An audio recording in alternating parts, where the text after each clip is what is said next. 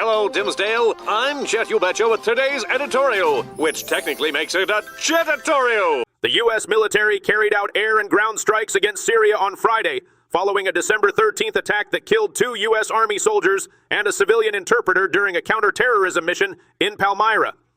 President Donald Trump announced the retaliation on social media, saying the operation targeted ISIS strongholds to prevent the group from reconstituting. According to U.S. officials, the strikes used A-10 aircraft, F-16s, Apache helicopters, and HIMARS, with support from Jordanian F-16s.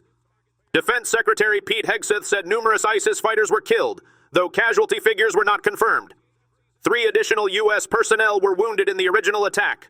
In other developments, Ford is recalling more than 270,000 electric and hybrid vehicles in the United States due to a potential issue with the parking system that could allow the vehicles to roll away. According to Ford, the problem involves the integrated park module, which may not properly engage the park position even when the driver shifts the vehicle into park. If the module fails, the vehicle could move unexpectedly, increasing the risk of a crash or injury. To address the issue, Ford said it will provide a software update for the park module at no cost to owners.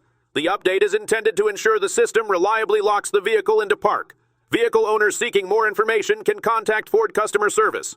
In evolving news, authorities say the suspect in last weekend's mass shooting at Brown University, which killed 2 students and wounded 9 others, was found dead Thursday in a New Hampshire storage unit. Officials identified him as Claudio Manuel Neves Valente, a 48-year-old former Brown graduate student, and said he died by suicide.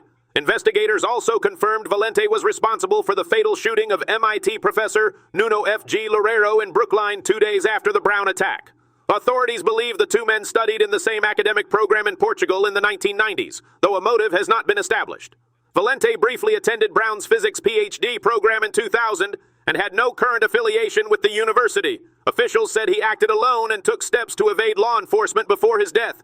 In other developments, scientists have demonstrated that CAR T-cell therapy, traditionally produced in specialized laboratories, can be generated directly inside patients' bodies. In 2 small early-stage trials involving multiple myeloma patients, researchers used a modified virus to insert the CAR gene into patients' own T-cells in vivo. The engineered cells successfully targeted cancer in bone marrow, with several patients showing no detectable cancer weeks to months after treatment. While side effects occurred, including low blood pressure, breathing issues, and confusion, all patients recovered, and flu-like reactions were milder than expected. If further trials confirm safety and effectiveness, in vivo CAR-T could significantly reduce treatment time, cost, and reliance on intensive chemotherapy, potentially expanding access to one of the most effective non-chemotherapy cancer therapies. From all of us here, stay classy, Dimsdale.